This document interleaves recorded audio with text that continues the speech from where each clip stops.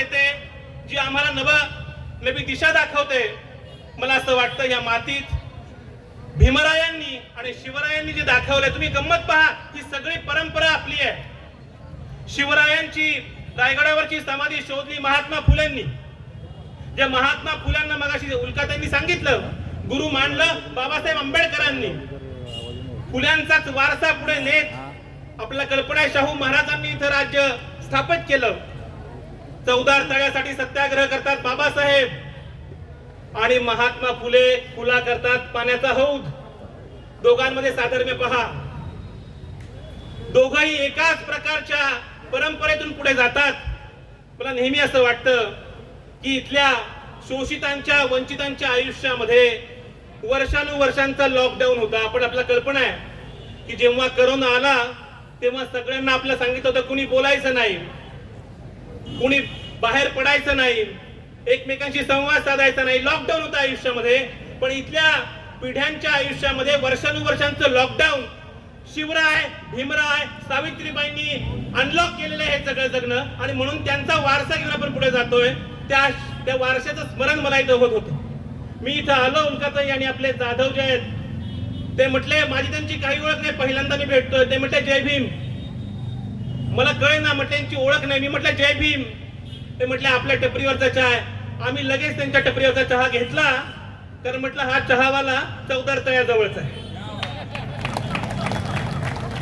तुम्हाला कल्पना आहे, शिवरायांनी सुरत मध्ये जाऊन सुरत लुटली. सुरत मध्ये जाऊन ते लुटलं गेलं नाहीत. महाराष्ट्रामधल्या सरकारनं, आता जे गुवाहाटीवाला सरकार आहे, महाराष्ट्र सरकारच नाही, हे गुवाहाटीवाला सरकार आहे. आणि ते आम्हाला सांगतं की आम्ही कसं वागायचं आणि निष्ठा काय असते. त्यामुळे शिवरायांचा वारसा हा स्वराज्याचा वारसा आहे. शिवरायांचा वारसा हा इथल्या स्वातंत्र्य, समता, बंधुतेचा वारसा आहे. आणि तो शिवराय ते भीमराय जाताना महात्मा फुले येतात. महात्मा फुले हा तो पूल आहे. 1882 ला महात्मा फुलेंनी हंटर कमिशन समोर सांगितलं की सर्वांना शिक्षणाचा अधिकार असला पाहिजे. तीच प्रेरणा घेऊन शाहू महाराज आपल्या संस्थानामध्ये सर्वांसाठी शिक्षण मोफत आणि खुलं करतात.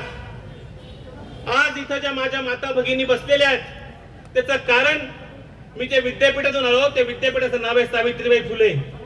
सावित्रीबाई फुलेंमुळे आज तुम्ही इथं आहात. आणि हा सावित्रीबाई, फातिमा शेख, फुले, रानडे, कर्वे, आंबेडकर ही सगळी परंपरा आपली आहे. आणि ती परंपरा सांगते संविधानाचा वारसा. मी आज इथं आपल्या समोर उभा आहे बोलायचं कारण असं की हे संविधान जाळण्याचा प्रयत्न होतोय. मी अजिबात प्रतिकात्मकरित्या बोलत नाही. 9 ऑगस्ट 2018 ला दिल्ली मधल्या मैदानामध्ये भारताचं संविधान जाळलं गेलं. मी आज इथून बोलतोय महाड मधून, जिथं बाबासाहेबांनी 1927 साली 25 डिसेंबर 1927 साली मनुस्मृती जाळली. आज मी तुम्हाला सांगतोय जे गेल्या 70-75 वर्षात झालं नाही ते इथं भारतामध्ये घडलं. 2018 ला भारताचं संविधान जाळलं गेलं. एका बाजूला बाबासाहेब मनुस्मृती जाळतात, आजचे सत्ताधारी हे संविधान जाळू बघतायत. आणि म्हणून मी इथं उभा आहे, हे तुम्हाला सांगण्याकरता उभा आहे की आम्हाला संविधान बदलायचंय. आमचा बाबासाहेबांना विरोध आहे हे ते आता खुलं सांगू लागलेत.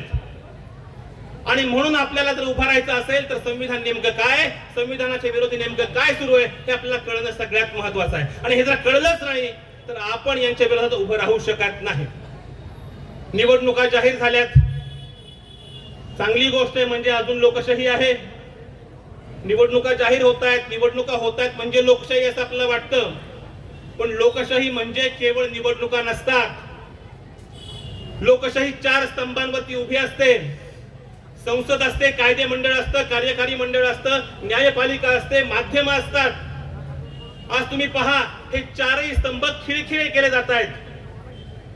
मागच्या म्हणजे शेवटच्या संसदेच्या अधिवेशनामध्ये 146 खासदारांना निलंबित केलं गेलं. एक नाही, दोन नाही, 146 खासदार. आणि त्या दिवसांमध्ये जवळपास 20हून अधिक विधेयकं आणली गेली. म्हणजे जे जे खासदार आम्ही निवडून देतो ते चर्चेत नाहीत, त्यांना निलंबित केलं जातं. तुम्हाला माहितीये राहुल गांधींना निलंबित केलं गेलं, महुआ मोइत्रांना निलंबित केलं गेलं. विरोधी पक्षातले जे जे कोणी आहेत त्या सगळ्यांना निलंबित करा आणि आपल्याला हवे ते कायदे पारित करून घ्या. संसद हा नवा नोटीस बोर्ड झालाय. तिथं चर्चा होत नाही, तिथं संवाद होत नाही. तुम्हाला आम्हाला कळतं असं त्यांना वाटत नाही. कळतं फक्त एकाच माणसाला, जो येतो आणि फक्त मन की बात करतो. तो एकही पत्रकार परिषद घेत नाही. गेल्या 10 वर्षामध्ये प्रधानमंत्र्यांनी एक पत्रकार परिषद घेतली नाही. 56 इंच का सीना. अरे काय का 56 इंच का सीना? पत्रकारांना सामोरं जाऊ शकत नाही, खुल्या प्रश्नांना सामोरं जाऊ शकत नाही. असा कसा हा प्रधानमंत्री? कार्यकारी मंडळावरचा पूर्ण दबाव आहे, सगळे अधिकारी दबावामध्ये आहेत. न्याय मंडळ, तुम्हाला गंमत सांगतो, 12 जानेवारी 2018 या देशामध्ये एक अभूतपूर्व घटना घडली. भारताच्या सर्वोच्च न्यायालयाचे 4 न्यायाधीश हे समोर आले आणि ते म्हणाले भारताची लोकशाही धोक्यात आहे. न्यायाधीशांना पत्रकार परिषद घेण्याची परवानगी नसते. ज्यांना पत्रकार परिषद घेण्याची परवानगी नाही ते पत्रकार परिषद घेऊन सांगतायत की भारताची लोकशाही धोक्यात आहे. 70 वर्षात काय झालं? 70 वर्षात हे कधीच झालं नाही. 70 वर्षात न्यायाधीशांनी पत्रकार परिषद कधी घेतली नाही. 70 वर्षात भारताचं संविधान कधी जाळलं गेलं नाही. हे पहिल्यांदा घडते आणि म्हणून याच्या विरोधामध्ये आपण उभं राहिलं पाहिजे की इथले सगळे स्तंभ हे खिळखिळे केले जात आहेत. इथली माध्यम, तुम्हाला कल्पना आहे की इथली सगळी जी माध्यम आहेत ती आता एका माणसाच्या हातामध्ये आहेत. एकतर स्वतः प्रधानमंत्र्यांच्या हातामध्ये आहेत किंवा त्यांच्या 2-3 मित्रांच्या हातामध्ये आहेत. त्यांना जे हवं तेच दाखवलं जात आहे आणि म्हणून एक प्रकारे जे जे सरकारला हवं, जो तुमको हो पसंद वही बात करेंगे, जे सरकारला हवंय आपकी फरमाईश, असा सगळा कार्यक्रम सुरू आहे. तुम्ही विचार करा की इथे शेतकरी मारला जातो. आता आपल्या मित्रांनो उल्लेख केला, लखीमपूर खेरीमध्ये शेतकऱ्यांच्या अंगावर गाडी चालवली गेली. एका मंत्र्याचा मुलगा खुलेआमपणे येतो आणि शेतकऱ्यांच्या अंगावरती गाडी घालतो. जे शेतकरी शांतपणे वर्षभर ऊन थंडी वारा पाऊस सगळ्याची तमा न करता उभे लढतायत, त्यांच्या अंगावरती गाडी घातली जाते. एवढं वाईट तर ब्रिटिश सरकारही नव्हतं. एवढ्या वाईट प्रकारची वागणूक ब्रिटिश सरकारने कधी दिली नाही. तुम्हाला आणखीन एक उदाहरण सांगतो. 84 वर्षांचे स्टॅन स्वामी नावाचे एक मानवाधिकार कार्यकर्ते, जे देशद्रोही असं सांगितलं गेलं, सरकारच्या विरोधात असं सांगितलं गेलं, त्यांच्यावरती कुठली ट्रायल झाली नाही. त्या 84 वर्षाच्या म्हाताऱ्या माणसाला पार्किन्सन नावाचा आजार झालेला होता. त्यांना पाणी पिता येत नव्हतं. त्यांनी स्ट्रॉ मला मिळावा पाणी पिण्याकरता अशी याचना केली. कोर्टानं 1 महिनाभर सुनावणी घेतली आणि मग सांगितलं हो तुम्ही स्ट्रॉनं पाणी प्यायला हरकत नाही. हे सरकार आहे, ही आजची व्यवस्था आहे की जी त्याच्याविषयी कुठली ट्रायल होत नाही आणि हा माणूस तुरुंगामध्ये खितपत मरतो, पण आमचं सरकार हलत नाही. ही आजच्या सरकारची अवस्था आहे. हे सरकार सर्वसामान्य माणसाच्या विरोधामध्ये. हे सरकार तुम्ही पहा, तुम्हाला असं वाटेल, तुमच्या मोबाईल वरती कदाचित मेसेज आला असेल. मला सुद्धा रात्री मेसेज आलाय प्रधानमंत्र्यांचा, डिअर फॅमिली मेंबर, प्रिय मेरे परिवारजन म्हणून मेसेज केलाय. तुम्हालाही मेसेज आला असेल, 2000 रुपये जमा झाले, मोदीनं तुमच्या अकाउंटला जमा केले. अरे पण तुमच्या खिशातनं मोदीनं किती पैसे काढले? पेट्रोलचा दर पहा, डिझेलचा दर पहा, गॅसचा दर पहा, सीएनजीचा दर पहा, सगळे भाव वाढलेले आहेत. म्हणजे तुमच्या खिशातनं शेकडो रुपये काढायचे आणि 2 रुपये टाकायचे आणि म्हणायचं मोदीने विकास केला. हा कुठला विकास आहे? हा कुठला विकास आहे जिथे सर्वसामान्य माणसाला नाडलं जात आहे, जिथे हजारो शेतकरी आताही दिल्लीच्या बॉर्डरवरती आंदोलन करतायत. ते दाखवलं जात नाही मीडियावरती. एका अभिनेत्यानं आत्महत्या केली की त्याची हत्या झाली, याच्याविषयी 3-3 महिने चर्चा होते. पण आमचा शेतकरी मारला जातो, त्याच्याविषयी एक शब्द बोलला जात नाही, त्याच्याविषयी एक सकार शब्द कुणी उच्चारत नाही. तुम्हाला आश्चर्य वाटेल, एका चॅनलने चर्चा केली. संभाजीचा त्या चर्चा काय होती मिसळ पावा सोबत खावी की ब्रेड सोबत खावी, हा प्राईम टाइमचा विषय होता. देशाला जाणून घ्यायचंय तुम्ही कशा सोबत मिसळ खाता. अरे इथं मिसळ खायला पैसा नाही, तिरंगा लावायला घर नाही. तुम्ही सांगितलं की 2022 पर्यंत प्रत्येकाला घर मिळेल. तुम्ही मोबाईल वगैरे चेक करा. मी आता इथं बोलायला उभं राहण्यापूर्वी चेक केलं बरं का. विकसित भारतचा मेसेज आला होता. 15 लाख काही जमा झाले नव्हते. अजूनही 15 लाख कुणाला जमा झालेले नाहीत. प्रत्येकाला 15 लाख जमा करू, काळे पैसे 100 दिवसात आणू असं सांगणारा हा माणूस तद्दन खोटारडा आहे. आणि मी तुम्हाला हे यासाठी सांगतो की आता व्हॉट्सअप वरून नाही ती खोटी माहिती तुमच्यापर्यंत पोहोचवली जाईल. ही सगळी फेक न्यूज आहे. तुम्हाला कल्पना आहे जेव्हा 2018 साली 16 साली जेव्हा नोटबंदी केली गेली तेव्हा सांगितलं गेलं की 2000च्या नोटेमध्ये चिप आहे. अरे किती चिप, की जेणेकरून प्रत्येकाला अटक होईल, प्रत्येकावरती नजर आहे अशा प्रकारचा सांगण्याचा प्रयत्न केला गेला. प्रत्यक्षामध्ये जाणीवपूर्वक एका धर्माच्या विरोधामध्ये जाणीवपूर्वक प्रचार करायचा, मुस्लिमांच्या विरोधामध्ये प्रचार करायचा, दलितांच्या विरोधामध्ये प्रचार करायचा, हा सगळा विचार हा संविधान विरोधी आहे, लोकशाही विरोधी आहे. आणि आता जो प्रचार सगळा होऊ घातलेला आहे तो सुद्धा आपल्याला भ्रमित करण्याचा प्रकार आहे. त्यामुळे व्हॉट्सअपवरच्या अफवांवरती विश्वास ठेवू नका. बाबासाहेबांनी आपल्याला संविधान दिलं आणि मला नेहमी असं वाटतं बाबासाहेबांचा हात नेहमी असा असतो, ते तुम्हाला आणि मला प्रश्न विचारत असतात, ते तुम्हाला आणि मला दिशा दाखवत असतात. ही भीमानं दाखवलेली दिशा आहे आणि त्यामुळे त्या दिशेने जर वाटचाल करायची असेल तर मला वाटतं की आपण सावध असलं पाहिजे. तुम्हाला आवर्जून सांगतो, आमचा राजवैभव नावाचा मित्र आहे. कुठे राजवैभव? राजवैभव आहे का इथे? राजवैभव आमच्या मित्रांना राधानगरी गावामध्ये जेव्हा एक रथ आला आणि त्यांनी सांगितलं की आम्ही हे मोदी सरकारचा प्रचार करतो आहोत, तो म्हणला या देशाचं नाव भारत सरकार आहे, मोदी सरकार नाही. हा देश कुणाच्या एकाच्या मालकीचा असू शकत नाही. आणि हा जो विकासाचा रथ होता, प्रचाराचा रथ होता, त्याने थांबवला. कुठे राजवैभव? राजवैभव उभा राहा, ये पुढे ये, राजवैभव पुढे. हा तो मुलगा आहे.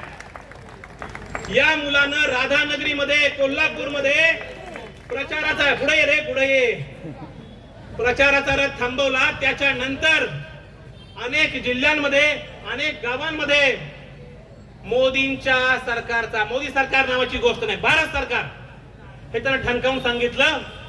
आणि हे सांगितलं तर हे विकासाचं राज्य आहे. त्या विकासाच्या राज्यामध्ये गुजरातमध्ये सुद्धा हा रथ थांबवून दाखव. कोणी कितीही वल्गना करोत, कोणी काहीही सांगो, पण 56 इंची छातीचा रथ हा थांबवू शकतो. ही इथल्या सर्वसामान्य माणसाची ताकद आहे. तुम्हाला आवर्जून सांगतो, भारताचे पहिले प्रधानमंत्री पंडित जवाहरलाल नेहरू एका सभेमध्ये बोलत होते. ते सभेत त्यांची झाली, भाषण झालं आणि एक अतिशय ग्रामीण भागातली म्हातारी आली आणि ती म्हटली, तू म्हणतो बाबा स्वातंत्र्य मिळालं, स्वातंत्र्य मिळालं. तिने कॉलर पकडली नेहरूंची आणि म्हटली आम्हाला काय मिळालं? नेहरू म्हणाले माझी कॉलर पकडण्याचं स्वातंत्र्य मिळालं. या प्रधानमंत्र्यांचं, या सत्ताधाऱ्यांची कॉलर पकडण्याची ताकद तुमच्या आणि माझ्यामध्ये आपण अजिबात विसरता कामा नये. ते किती सांगतील, ते ईडी आणतील, ते सीबीआय आणतील, ते आणखीन इन्कम टॅक्स डिपार्टमेंट आपल्या पाठीमागे लावतील, पण भारताची भूमी अशी आहे, कुछ बात है जो हस्ती मिटती नहीं है हमारी. या परंपरेमध्ये एक असहमती आहे, एक विचार आहे आणि तो विचार जोरकस आहे. तो स्वातंत्र्य आंदोलनापासून आहे, तो भगतसिंगापासून आहे, राजगुरूपासून आहे, सुखदेवापासून आहे, साने गुरुजींपासून तो इथपर्यंतच्या प्रत्येक माणसामध्ये आहे. तुम्हाला सांगतो, ते आवाज बंद करण्याचा प्रयत्न करतील, मुस्कटदाबी करतील, पण त्याच्यावरचं उत्तर आपल्या मनाच्या तळाशी असलं पाहिजे. मी आहे कारण मी विचार करतो, माझ्या अस्तित्वाची पूर्वअट मी विचार करतो ही आहे. तुम्हाला एक गोष्ट सांगतो, एक माणूस, एक मालक होता आणि त्याच्याकडे एक कोंबड होत आणि त्याने सांगितलं मालकानं कोंबड्याला की सूर्य जरी उगवला तरी तू आरवायचं नाही, सूर्य उगवला तरी तू आरवायचं नाही, नाहीतर तुला कापून टाकीन. कोंबडा बिचारा जीवाला घाबरला. दुसऱ्या दिवशी सूर्य उगवला, त्यानं काही आरवलं नाही, पण त्याला अशी उबळ आली, आता आरवलं पाहिजे म्हणून त्यानं फक्त असं फडफड केली. फडफड केली. तो म्हटला अजिबात फडफड करायची नाही, आवाज तर नाहीच, फडफड पण करायची नाही, नाही म्हणजे नाही. तो बिचारा कोंबडा घाबरून गेला. कोंबडा म्हटला मी काय आता फडफड पण करत नाही. दुसऱ्या दिवशी सूर्य उगवला. तो आरवला नाही, पण थोडी हालचाल केली. मालक म्हणाला हालचाल पण करायची नाही तर कापून टाकेल. तिसऱ्या दिवशी सूर्य उगवला, त्यानं काहीच केलं नाही, गप्प राहिला. मालकाला प्रश्न पडला आता काय करायचं. हा तर सगळ्या सूचनांचं पालन करतोय. तो म्हटला तू जर उद्यापासून अंडा दिला नाही तर तुला कापून टाकेल. आता कोंबडा अंड कसं देणार. कोंबडा रडायला लागला. कोंबडा रडायला लागल्यावर मालकाने त्याला विचारलं बाबा रे तू का रडतोय. तो म्हटला साहेब मी पहिल्याच दिवशी सूर्य उगवल्यानंतर आरवला असतो तर आज माझ्यावरती ही वेळ आली नसते. त्यामुळे सूर्य आरवणारच आहे, तो उद्याही आरवणार आहे, 2024 मध्ये आरवणार आहे. आणि तो आरवायचा असेल तर आपल्याला सांगितलं पाहिजे की सूर्य उगवला आहे, तो आरवून आपण प्रत्येक जण सांगू शकतो. हे अभिव्यक्ती स्वातंत्र्य आपल्या संविधानाने दिलेलं आहे. त्यामुळे ते काहीही म्हणत. हिंदीमध्ये एक फार सुप्रसिद्ध गाणं आहे, 2 दिन की बहार है जग में, 2 दिन की बहार है जग में, जब जुर्म किसी का चलता है, हर जुर्म का सूरज लाख जले, हर जुर्म का सूरज लाख जले, हर शाम को लेकिन ढलता है, हर शाम को लेकिन ढलता है. सूर्य ढळणार आहे आणि त्याच्या लांब पडत जाणाऱ्या सावल्या आपण पाहणार आहोत. त्यासाठी प्रत्येकाला बाबासाहेब जे म्हणाले आणि मला महाडच्या चौदार तळ्यावरून बोलताना अतिशय आनंद होतो, तो म्हणजे आत्मदीप भव.